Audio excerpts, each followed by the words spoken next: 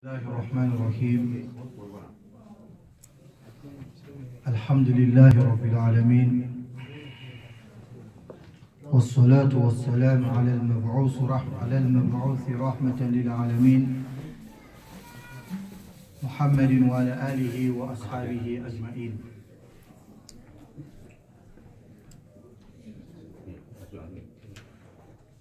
رب اشرح لي صدري ويسر لي أمري واحلل عقدة من لساني يفقهوا قولي. السلام عليكم ورحمة الله وبركاته.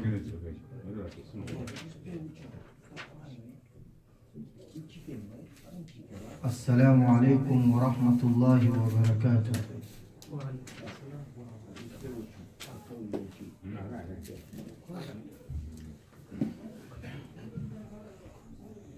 السلام عليكم ورحمة الله وبركاته.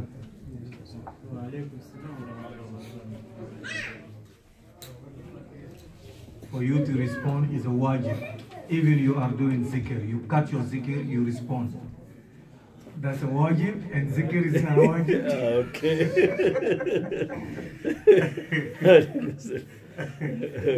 Yeah, alhamdulillah. Now, today we're gonna go with the Babu Sabr. But before that, we go a little bit of Al-Halfu Billah. If we are about to swear, or we have to swear, anything that Allah subhanahu wa ta'ala created, Allah has a right to swear with it. Like وَالنَّجْمِ إِذَا هَوَى والشمس وضحاها والقمر إذا تلاها لا أقسم بهذا البلد, and so and so. Allah has a right to swear in anything that He wants. But as for us, we only have to swear by the name of Allah. Prophet sallallahu alaihi wasallam says, "Man kana halifan فليحلف بالله أو ليصمت أو كما قال." If you were to swear, swear by the name of Allah, or you keep silence. Now, our brother question was, if he's allowed to swear by Quran. We tell him we're not allowed to swear in the Quran from what we see in our society. From what we see in our society. Because most of us, we swear in anything that we think is big. You hear sometime, "I swear by the grave of my father." People say that. Or "I swear by my mother or my father." Or "I swear that I'm standing on my grave." All this is not allowed. When you swear by the name of Allah. Or you take something that Allah subhanahu belong to Allah, you swear by that. Like you say, وَرَبُّ الْكَعْبَةِ. Now, if you were to swear by the Quran, the scholars here, if your intention, there's two things here. If your intention to swear by the word in the Quran, the word in the Quran, this is something the scholars, they allow it. So you swear by the sifat, one of the attributes of Allah. This is something that you can do it.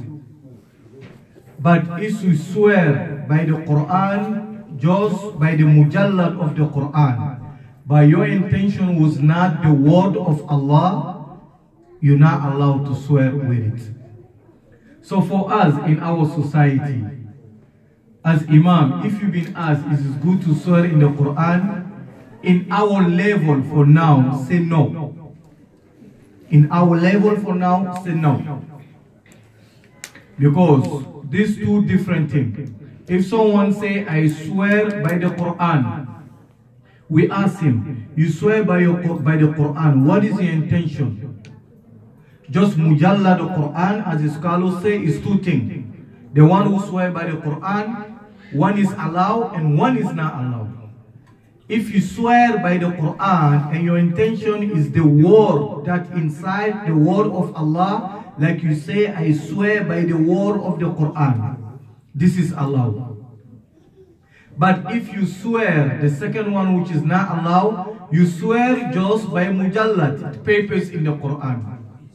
Or you don't even know the difference between it. You just swear on the Quran just like that, you are not allowed to swear with it. This is what the scholars say. But in our society here, if you've been asked is good to know, just is not good. Because we are not at that level yet.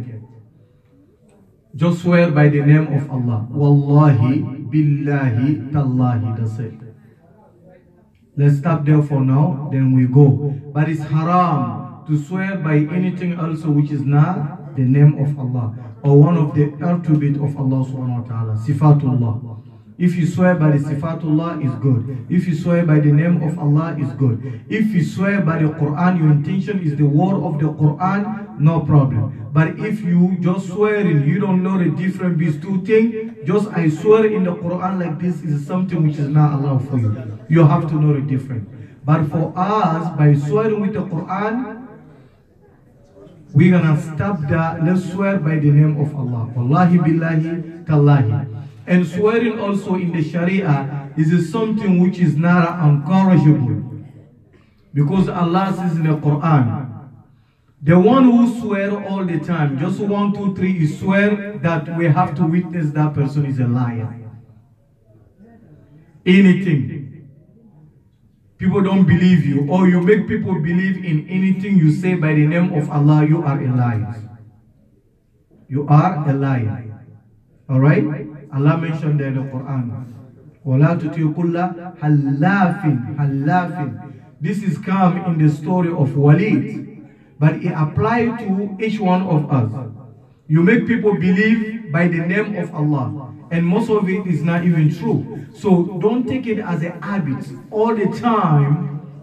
If you don't swear, people don't believe you. That's not a good behavior, and that's not a good sign for you. When you swear, people have to know that this man is serious today. But if you use wallahi, wallahi, even if you say wallahi 100 times, sometimes people are not going to listen to you. When you say wallahi, they will say like this.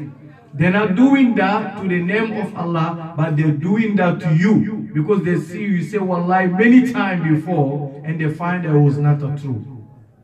So let's not use Allah's name as a joke. It's serious. If you want to say wallahi, billahi, tallahi, you have to know when and where to say it, and in which case you have to say it. Don't just take it like that. 1, 2, 3, wallahi, 1, 2, 3, wallahi, 1, 2, 3, wallahi. You know. So we ask Allah to guide us, inshallah. So you have Allah, 3 options. Wallahi, billahi, tallahi. You have that. Okay. In our level Quran, and it's completely forbidden to swear in anything else. Like you say, nyen kalim ba kaburula, ube nyen kalim fa kaburula, ube nyen kalim ere kaburula, nyen kalim fa shuka. All this is haram. By the grave of this or this is haram. When you swear, swear by the name of Allah, or you leave it, as the Prophet said. Man kana halifan, as we say, falyahlif billah. If you were to swear, swear by the name of Allah, or do not swear. Because swearing than anything of Allah, it can lead you to the shirk. Because you swear in something that to make people believe, and the thing that you're going to choose to swear with it is a big thing in front of you. What can we find bigger than Allah subhanahu wa ta'ala? So swear by the name of Allah subhanahu wa ta'ala. So after the dars on the shirk and al-ikhlas, then ittiba'u sunnah. The scholars, these are the things that they have put in as the condition for our ibadah to be accepted. For our ibadah to be accepted. You are free from the shirk. The ibadah that you are doing sincerely for Allah, and the worship have to match the sunnah of Muhammad sallallahu alaihi wasallam. So now today briefly, let's go to the next step. After this thing, after these three conditions, the thing that will make you to do this ibadah good and to be accepted is a sabr, to be patient. It is a sabr. Sabr apply to every single thing in our daily life, everything. And it apply in every ibadah. Every ibadah. Allah mentioned sabr in many ayahs. When you take a sabr, you can put it in three different ways. First one is a sabr ala ta'atillah, and sabrun an ma'asiyatillah, and sabrun ala aqdarillahi al-mu'lima. This is the three that have to be complete on the believers. But let's say, so these three have to be applied to you.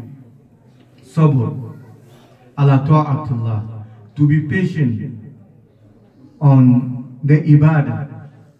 Obeying Allah, you have to be patient based upon them. When you pray, for example, let's take the prayers. You take wudu and you come to stand. If you don't have a sabr, your salat will not be accepted. Why? Because you're going to pray very quickly. You're going to pray very quickly. So the sabr will hold you to think about Allah.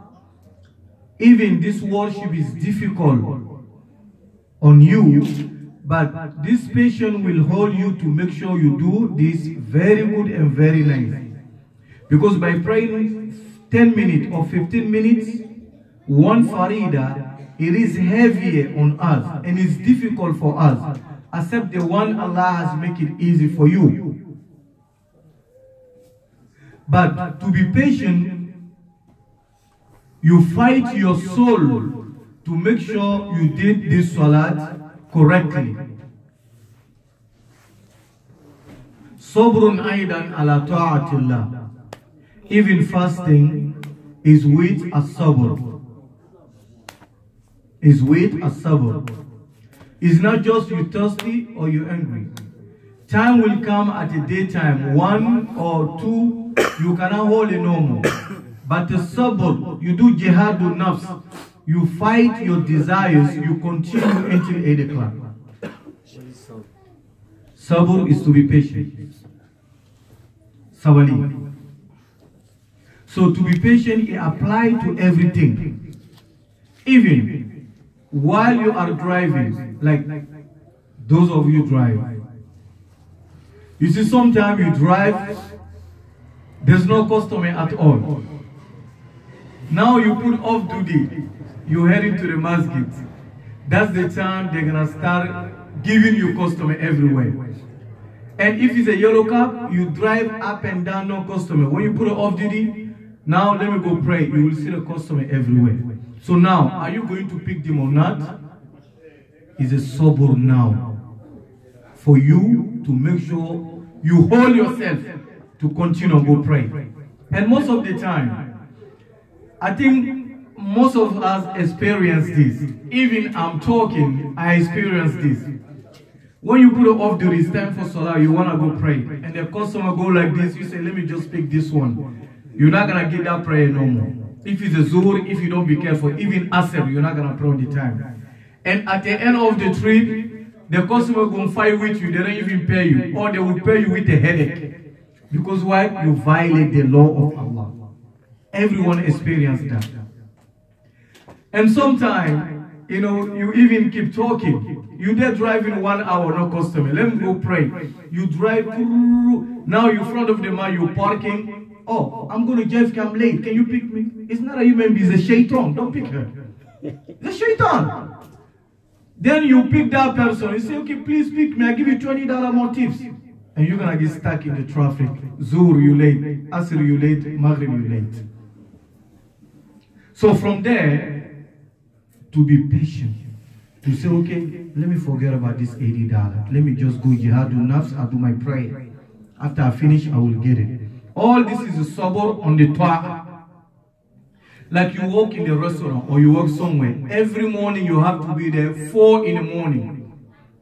4 in the morning. And once you get in there, there's no way you can pray Fajr. Most of us pray Fajr at the night. They're saying if I get on my job, I cannot pray Fajr. They pray whatever time they wake up at the night, they pray their Fajr and they're gone. Or they wait until when they get a break, 11 or 12, then they're going to pray Fajr there. Because they don't want to lose the job. Right? So the one who has a sabr is going to leave this job and look for something that will allow him to do his prayer. Is to be patient on what? On the ta'ah. So you work 6 days.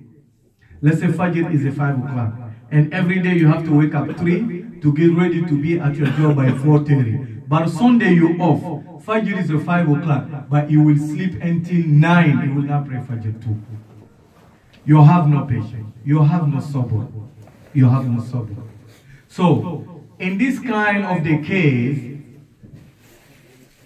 you are applying ibadah to your daily life. Like, you have, this is your life. You put your life, this life, front of the ibadah. Or, these 5 daily prayers, we have to go by them. And in between them, whatever you can do, that's the blessing, that's for you. But if we put your work or anything, your activity, your daily activity before the salat, it is a problem. And every time you miss one farida on the time, on the daytime, it is a problem for you. So sabrun ala ta'atillah. And the second, that's even difficult. Sabrun and ma'asiyatillah is to be patient, stay away from the haram. This is most difficult, even to do the worship. Sometimes we do worship very good, but when you come to leave the haram, it is a problem. You see us 5 daily prayer in the masjid, Ramadan we in the masjid, we do zakat, we do all this. But when you come to the nightclub, we are first one at the line, on the line. When you come to do the bid'ah, we are first one to do that. When we come to speak haram, we're the first one to do that. But we do all the ibadah, alhamdulillah, very good. But there's no way that we can have a sabr to hold ourselves from the haram. We just finished praying. Sometimes, even in the masjid, is there between the prayers, he's going to put his headphone, he's listening to the music in the masjid. I don't know if you noticed that. Some people sitting in the masjid, they have a headphone in their head. They're listening to the music in the masjid. Wallahi, I see that. No 1 time, not 2 times. So you just pray, but you don't have a patience to stay away from the haram. Or let's say, right now, we finish breaking our fast. What are we supposed to do? Just come and sit down, get more blessing. Listen to the word of Allah. Even if you don't understand the language. But we all will go outside, stay outside the masjid, talking about Ado, talking about Ibeka, talking about it. They there, listen. Why are you talking about them? They business. Come and get a blessing. We're going to spend all this time like this. And Prophet ﷺ said, at the day of the Qiyamah, if our book is given to us, you will see a blank places, the places, empty places in your book that you don't do zikr. Anytime that you waste a time, you don't do zikr in that time, those places will be empty. And you will be regretted at that day if you know to fill up this gap with the zikr of Allah. Right? Because when you listen to the speech, even you don't listen, you don't understand the language, the rahmah of the malaika, you will get there at least. Alright? So, is the second one. When you are patient about the ibadah, you try your best, praying on the time, fasting, doing hajj, helping the people. Make sure you stay away from the haram. Look, when you're doing this good, but you have no patience to stay from the haram, it's like anything you do good, you annihilate with the haram. So these two apply, both have to go together. Sabrun ala ta'a wa sabrun an ma'asiyatillah. Be patient on the worship and be patient from take yourself away from the haram. Alright? Like someone, you clean your house, then you go outside, you take a garbage yourself to come put in your house again. You pray good, then after that you go do haram. You clean your house, then after you go outside on your way back, you take what garbage to come put in your house again. And Prophet Sallallahu Alaihi Wasallam, al-hasana. But it did not say وَأَتْبِهِ حَسَنَةَ سَيِّئَةَ وَيَعْذُ بِاللَّهِ. When you do something which is not allowed to do it, make sure you did a mistake. Rush to do something good. You might take that out. Because one zunub, one mistake is a one zunub. One good is a 10 hasanat. He says when you do wrong, you forget you do wrong, and you come back to yourself, make sure you did good. Go and do good. That will take it out. But now it's the opposite. He say, وَأَتْبِهِ السَّيِّئَةَ الْحَسَنَةَ. But now we do what? وَأَتْبِهِ الْحَسَنَةَ السَّيِّئَةَ. After salat on the way home, we take all our salat and we put in the garbage. Because after salamu alaikum, I go with Musa home. From the masjid until my house or to work, we're talking about alagi. So you are patient on the ibadah, but you are doing haram. This is the second. And the third one, sabrun ala aqdarillahi al-mu'lima. To be patient on the test, the calamity of Allah subhanahu wa ta'ala when He came. Allah subhanahu wa ta'ala when He came. This one also apply. Like some of us, alhamdulillah, we're trying our best on the ibadah. And we're trying our best to stay away from the haram. But our problem is what? After 20 years, 40 years, 50 years of the ibadah, or staying away from the haram, but when the test of Allah comes, for one day, 1 week, 1 month, we will take all this ibadah to the garbage. How? How? If Allah tests you, let's say you have a child who's very sick. The doctors cannot do nothing about it. Yourself, you cannot sleep. Now this is test from Allah. Even you think, like you and I will think today, anything happen, we don't leave anything for Allah. No. So now, this is a test from Allah. You are a good slave, worshipping Allah and staying away from haram. So Allah now is going to test you. What you going to say? It's Allah. Even you know it's from shaitan, someone is a sabab, but you as a believer say it's from Allah. Because Allah is testing you with this child. Or Allah tests you with a sister. The one who don't take care of the house the way she's supposed to. You have to be patient. You have to know that this is your share and you have to accept it. You have to accept it. There's a hadith saying, any man that Allah has testing you with a woman which is not a good and you are be patient on that, he said that Jahannam is haram for you to see it.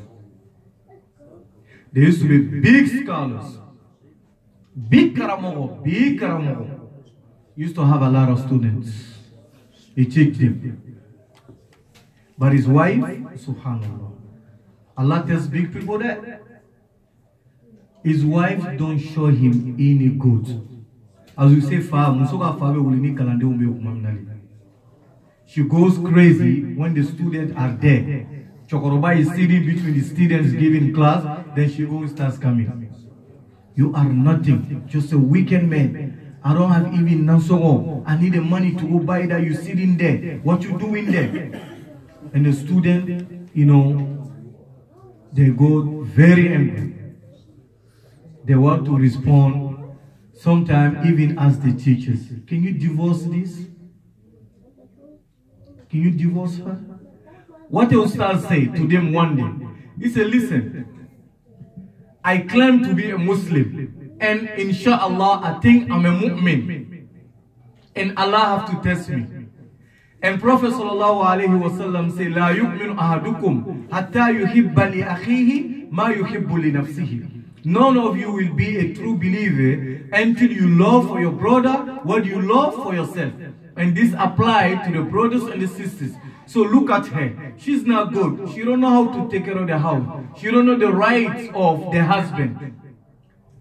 This is my share. I will accept it. But I don't want to divorce her. And one of my brother Muslim going to go marry her. And she's going to oppress that person. I will not do that. I will be patient. You see the iman? You see the iman? If it's you today, what do you do? If you don't take century, you take a Kulongala. I know it's not easy sometimes, but let's try to control ourselves.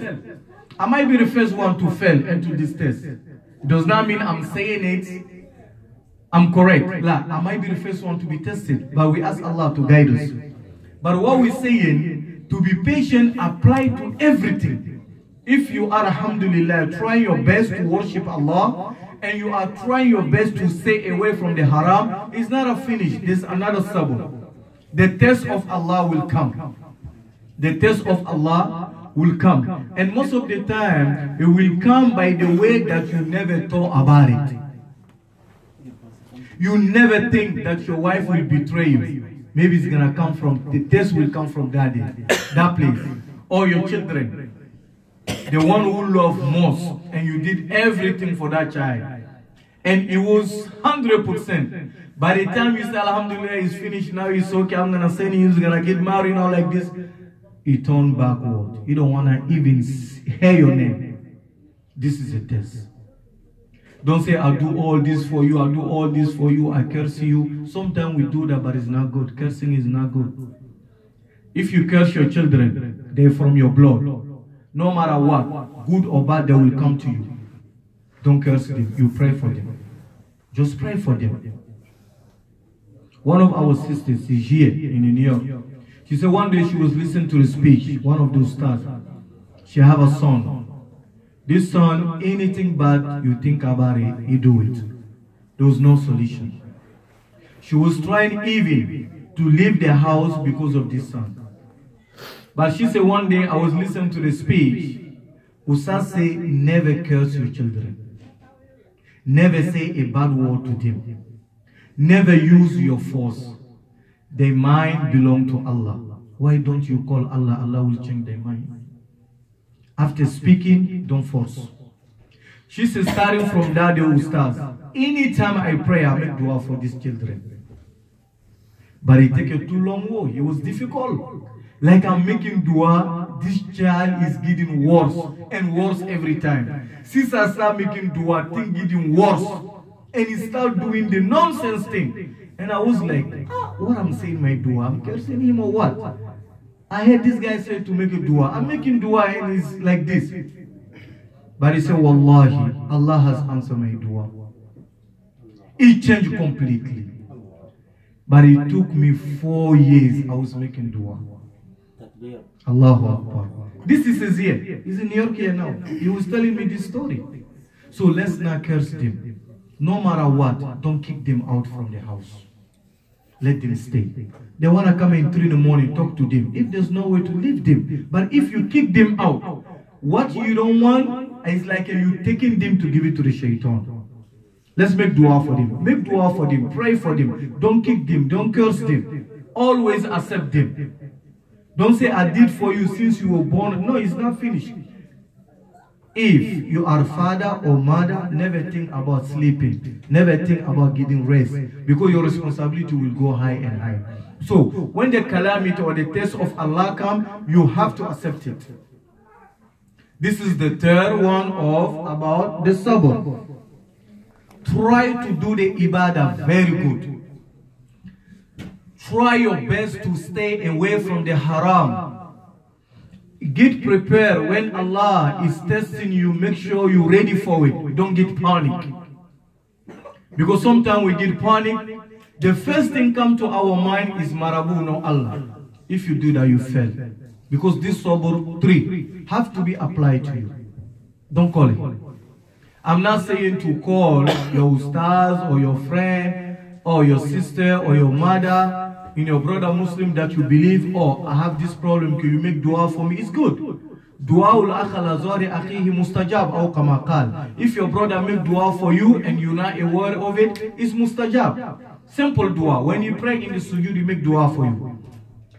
Alright? When you finish reading Quran, he make dua for you. What I'm talking about that is wrong, you understand what I'm trying to say. And we all African, we know what we do and what we did before. May Allah forgive us. So, if you do that, you fail in the test of Allah subhanahu wa ta'ala. So, patience is this 3. Ala ta'atullah and ma'asiyatillah alal aqdar al-mu'lima when he comes. You take it. This is as-sabr. Allah subhanahu wa ta'ala, He says in the Quran, Ya ayyuhallazina amanu isbiru wa sabiru wa rabitu wattaqullah la'allakum tuflihun. So Allah subhanahu wa ta'ala is ordering the believers to be patient. First, isbiru ala ta'atillah. Be patient on the worship of Allah. Wa sabiru. Make sure you be patient. Stay away from the haram. Wa rabitu. And make sure you be patient when the calamity comes. When the test of Allah comes. Wattaqullah. And fear Allah subhanahu wa ta'ala. Fear Allah subhanahu wa ta'ala. And you have to know, Allah has a group of the malaika. Their duty is just to say Ameen. Prophet ﷺ in the hadith, according to the janazah, the Quraysh before, when someone passed away, what they do, al-jahiliyyah, they beat themselves. You know, they rip their clothes. They say the bad word. And he ﷺ say, if someone passed away for you, the someone that you take care of it, don't curse yourself. لأن الملائكة يؤمنون أو تؤمنون على ما تقولون. Because the malaika, they saying Amin to what you are saying. لا تقولوا على أنفسكم إلا خيرا. And it's the same thing.